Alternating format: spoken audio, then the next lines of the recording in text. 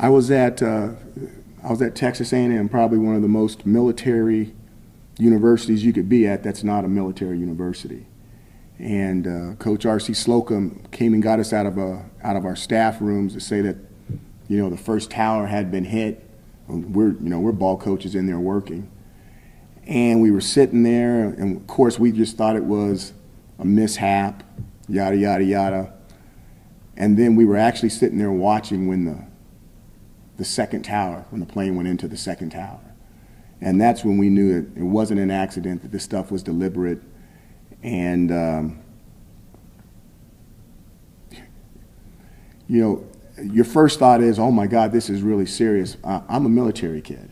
So the first thing I think about is, this is the real deal, and guys are about to get activated, and military bases are about to get emptied, and people are about to get deployed. Those were the thoughts that were going through my mind.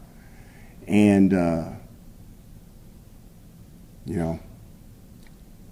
lot of other things, and I'll kind of leave it at that. But there was one interesting thing, and I've got my hats off, kudos off for call it Aggie Land, for the Aggies. I can't remember what day. Was it a Tuesday that happened? Anybody remember? It was a Tuesday? Was it a Tuesday? Isn't that crazy you can remember the day? So like I said, I thought it was a Tuesday. It was a Tuesday. And I remember on Wednesday, they talked about doing something, whether we were going to play the game on Saturday, not play the game on Saturday. And they said on Wednesday, they decided they were going to play the game, and that they wanted to do something special.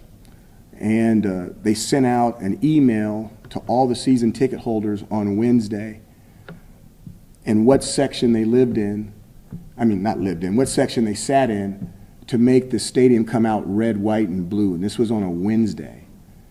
And this was my first experience with, true Aggie stuff. And I'm like, are they going to be able to do that? This is short notice. And every veteran coach in there said, you watch this. You watch this.